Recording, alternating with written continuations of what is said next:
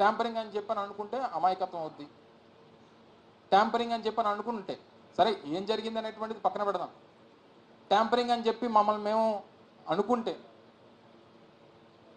రేపు మేము దీని నుంచి ఎలా బయటపడతాం? ఇది నిజంగా ప్రజలు ఇచ్చినటువంటి ఫలితం అని చెప్పి మేము భావిస్తే, అలా భావిస్తేనే రేపు దీని నుంచి బయటపడి రేపు మళ్ళీ అధికారంలోకి వచ్చేటువంటి దానికి అడుగులు వేస్తాం. సో చెప్పండి.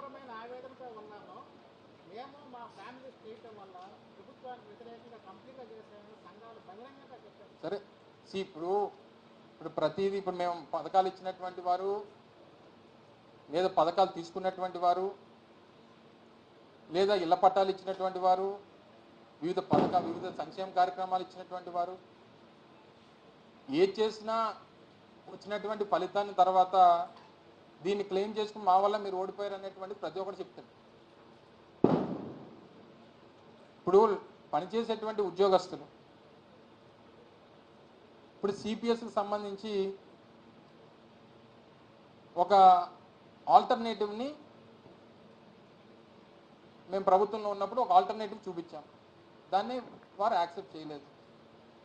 సరే కొత్తగా ఏర్పడినటువంటి ప్రభుత్వం నిన్న పవన్ కళ్యాణ్ గారు మాట్లాడుతూ సంవత్సరంలో దానికి పాత పెన్షన్ విధానం తీసుకొస్తాం. సరే ఓన్లే ఆయన నాకు అర్థమైంది చెప్తున్నాను, నువ్వేం కరెక్షన్ ఉన్న తర్వాత చెప్తు కానీ ఇప్పుడు అంతా మీదే రాజ్యం, ఎంగేట్ నువ్వు ఎలా చెప్తాను చేస్తా. అదే ముఖ్యంగా మీ ఏబీ అంది కదా, సో వారు చెప్పిన సో ఈ వారు చెప్పినటువంటి దాన్ని కూడా స్వాగతిస్తాం డెఫినెట్గా. మాకంటే మెరుగైనటువంటి ఆల్టర్నేటివ్నో లేదా పాత పెన్షన్ విధానాన్నో వారు తీసుకొస్తారంటే డెఫినెట్గా వాళ్ళు స్వాగతిస్తారు, ఇప్పుడు వాళ్ళతో నిలబడతారు, తప్పలేదు కదా. సో ఏం చేస్తారనేటువంటిది మనం కూడా ఇంకా వాళ్ళు ప్రమాణ స్వీకారాలు చేయలేదు, ఇంకా మనం కూడా ఇప్పటి నుంచి చేసేలా వారు సంవత్సరం సమయం ఏదో అడిగినట్టుగా వాళ్ళ సంవత్సరం టైం ఇవ్వాల్సిందిగా కోరినట్టుగా చూశాను నేను. సో ఏదేమైనప్పటికీ వాస్తవంగా మాట్లాడుకుంటే అంటే పచ్చిగా మాట్లాడుకుంటే జనానికి ప్రజలకి ఏం కావాలనేటువంటి దాన్ని కానీ ప్రజల తాలూకు సాటిస్ఫాక్షన్ లెవెల్స్కి చేరడం అనేటువంటిది ఏ నాయకుడి వల్ల సాధ్యం కాదనేటువంటిది అర్థమైంది. ఏం చేస్తే సాటిస్ఫై అవుతారనేటువంటి దాంట్లో కూడా ఈరోజు ఇన్ని చేసిన తర్వాత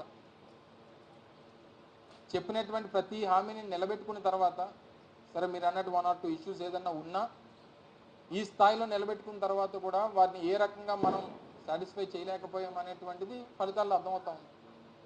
సో దీన్ని ఏ రకంగా ఓవర్కమ్ చేయాలనేటువంటి దాని మీద ఏ రకంగా దీన్ని పాసిఫై చేయాలి, ఏ రకంగా కరెక్ట్ చేసుకోవాలనేటువంటి దాని మీద డెఫినెట్గా సమీక్ష జరుగుతుంది. అది గవర్నమెంట్ ఉద్యోగస్తుల లేకపోతే ఇంకొక వర్గం అనేటువంటిది డెఫినెట్గా దీని మీద అందరూ కలిసి మాట్లాడుకొని నిర్ణయాలు తీసుకుంటాం.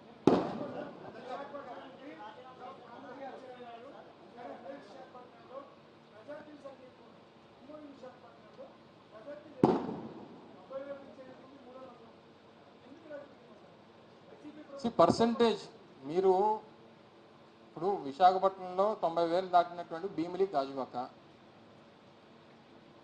గాజువాక రాష్ట్రంలో 2 అతిపెద్ద నియోజకవర్గాలు. రాష్ట్రంలో అతిపెద్ద నియోజకవర్గం ఫస్ట్ భీమిలి, రాష్ట్రంలో 2వ అతిపెద్ద నియోజకవర్గం గాజువాక. 3,55,000 ఓట్లు భీమిలిలో, 3,35,000 ఓట్లు గాజువాకలో ఉన్నాయి. మీరు పర్సంటేజ్ ఆఫ్ ఓటింగ్ చూసిన తర్వాత గతంలో వచ్చినటువంటి ఓటింగ్స్, గతంలో నాగిరెడ్డి గారు గాజువాకలో గెలిచినప్పుడు వచ్చినటువంటి ఓట్లు 72,000, నేను ఓడిపోయినప్పుడు 64,000 వచ్చాయి నాకు. సో గతం కన్నా ఒక 8,000 ఓట్లు వైఎస్ఆర్ కాంగ్రెస్ పార్టీకి నష్టం కలిగింది. కానీ ఇందులో జరిగినటువంటి రాష్ట్ర వ్యాప్తంగా ఈ స్థాయిలో మేజర్ కాన్స్టిట్యున్సీస్లో మెజారిటీస్ రావడానికి గల కారణం ఓట్ ట్రాన్స్ఫర్ అనేటువంటిది కూటమి పార్టీల మధ్య 100% జరిగిందనేటువంటిది కనబడతా ఉంది. అంటే ఏ రాజకీయ పార్టీ పోటీ చేసినా వారితో కలిసి ఉన్నటువంటి మిగిలినటువంటి 2 రాజకీయ పార్టీలకు సంబంధించినటువంటి ఓట్ ట్రాన్స్ఫర్ అనేటువంటిది 100% వారికి జరిగింది. సో సహజంగా ఏమనుకుంటాం, నా సామాజిక వర్గానికి చెందినటువంటివో లేదా నా ప్రాంతానికి సంబంధించినటువంటివో లేకపోతే నా వర్గానికి సంబంధించినటువంటి ఓట్లో కనీసం ఆ పార్టీ పోటీ చేయట్లేదు కాబట్టి ఆ పార్టీ నుంచి కొంతనే నాకు వస్తుందని చెప్పి ఆశించినటువంటి వారు చాలామంది ఉన్నారు రాష్ట్రంలో. అంటే మా పార్టీ తరఫు నుంచి పోటీ చేసినటువంటి వారు, ఇంక్లూడింగ్ నాతో సహా. ఆ ఓట్ ట్రాన్స్ఫర్ అనేది గతంలో 56,000 పల్లా శ్రీనివాస్ గారికి 2019లో వచ్చాయి. 58,000 ఓట్లు పవన్ కళ్యాణ్ గారికి వచ్చాయి. ఇవి రెండు కలిపితే దాదాపు 1,20,000 ఓట్లు. 100% ఓట్ ట్రాన్స్ఫర్ అనేటువంటి జరిగిపోయింది. దాంతోపాటు గాజువాక సంబంధించి అంటే స్పెసిఫిక్గా నేను గాజువాక నేను ఎందుకు చెప్తున్నానంటే నేను రిప్రజెంట్ పోటీ చేసినటువంటి కాన్స్టిట్యున్సీ కాబట్టి అక్కడ ఉన్నటువంటి ఇష్యూస్, స్టీల్ ప్లాంట్ ఇష్యూ కానీ లేకపోతే ఇంకోటి కానీ, ఇప్పుడు వారికి కూడా అవకాశం వచ్చింది. సరే, జగన్మోహన్ రెడ్డి గారు వచ్చి మీరు కూటమికి ఓటేస్తే మీరు ప్రైవేటైజేషన్కి మద్దతు పలికినట్టే అనేటువంటి మాట చెప్పినా కూటమికి ఓటేశారు.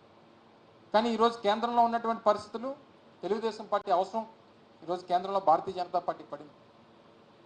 ఈరోజు తెలుగుదేశం పార్టీని నిన్న జరిగినటువంటి ఎన్డీఏ సమావేశంలో, సరే నిన్న ఇనీషియల్గా ఆ డిస్కషన్ జరగకపోవచ్చు, కానీ రేపు ప్రభుత్వం ఏర్పాటు చేసిన తర్వాత ప్రధానమంత్రి గారిని, ఎన్డీఏని మేము కోరేది ఏంటంటే, ఈరోజు తెలుగుదేశం పార్టీ అవసరం కేంద్రంలో పడింది కాబట్టి, కేంద్ర ప్రభుత్వం ఏర్పాటు అవ్వడానికి పడింది కాబట్టి, ఇప్పటికన్నా స్టీల్ ప్లాంట్ ప్రైవేటీకరణ విషయంలో